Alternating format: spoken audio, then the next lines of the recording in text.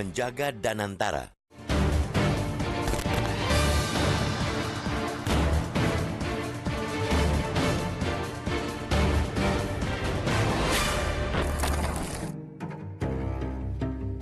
Tujuan baik, luhur dan mulia harus dicapai dengan cara-cara yang benar, cara yang menyimpang, apalagi sampai melanggar hukum dan etika. Itu pula yang dijanjikan oleh Presiden Prabowo Subianto saat meluncurkan Badan Pengelola Investasi Daya Anagata Nusantara atau Danantara pada Senin 24 Februari lalu. Jaminan dari kepala negara itu melegakan karena sebelum peluncuran itu dilakukan, BPI Danantara disebut-sebut tidak bisa diaudit oleh Badan Pemeriksa Keuangan atau BPK dan Komisi Pemberantasan Korupsi atau KPK. Publik tentu dibuat cemas dengan ketiadaan transparansi dan akuntabilitas yang jelas. Masyarakat khawatir akan potensi penyalahgunaan terkait dengan pengelolaan aset negara yang teramat besar itu, yang mencapai 900 miliar US dollar atau sekitar 14.670 triliun rupiah. Dengan begitu besarnya aset Danantara, tentu semua menginginkan pengelolaan yang sangat hati-hati, transparan, dan akuntabel. Mesti ada sistem pengawasan yang ketat, mekanisme evaluasi yang jelas, serta keterlibatan luas aparat hukum, baik kepolisian, kejaksaan, dan KPK, agar dana yang dikelola benar-benar digunakan untuk pembangunan. Keterlibatan aparat penegak hukum termasuk BPK harus dibuka selebar-lebarnya dan seluas-luasnya guna meminimalisasi potensi penyimpangan yang merugikan negara. Maka Presiden Prabowo telah menangkap keresahan masyarakat tersebut. Ia kemudian menegaskan Danantara harus dikelola dengan transparan dan bisa diaudit setiap saat. Penegasan Prabowo itu selain melegakan, patut diapresiasi. Ada angin segar bagi pengelolaan Danantara yang transparan dan akuntabel, sehingga praktek yang mengarah ke berbagai penyalahgunaan bisa dicegah sejak dini.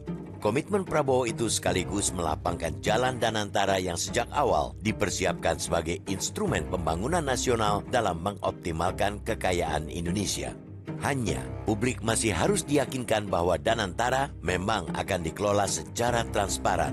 Masyarakat masih dihantui dengan kasus mega korupsi asuransi Jiwasraya yang menyisakan trauma dan kecurigaan terhadap pengelolaan dana yang besar. Terjadi manipulasi perdagangan saham supaya harganya naik sangat signifikan. Padahal fundamental perusahaan tidak memiliki kinerja baik, merugi, bahkan tidak layak investasi. Sebagian yang ragu-ragu juga membandingkan dengan kasus di lembaga sejenis yakni Sovereign Wealth Fund atau SWF di sejumlah tempat yang tersandung masalah akibat fraud atau tidak adanya akuntabilitas pengelolanya. Pengalaman pahit seperti itu yang membuat publik terkesan tidak mudah percaya bahwa Danantara akan terhindar dari masalah. Masyarakat sudah terlalu kenyang dengan janji manis sehingga menjadi lebih berhati-hati dalam menaruh kepercayaan pada kegiatan yang berkaitan dengan keuangan dan investasi.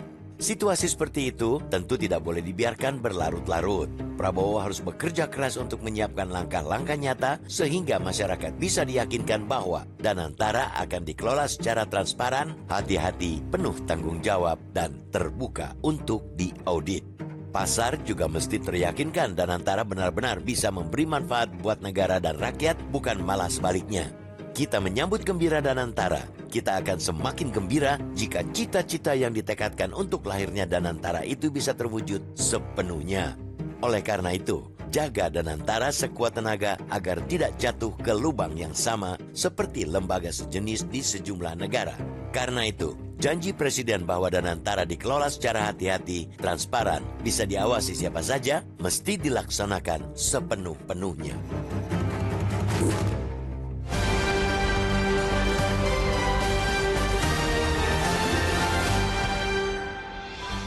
Jelajahi cara baru mendapatkan informasi. Download Metro TV Extend sekarang.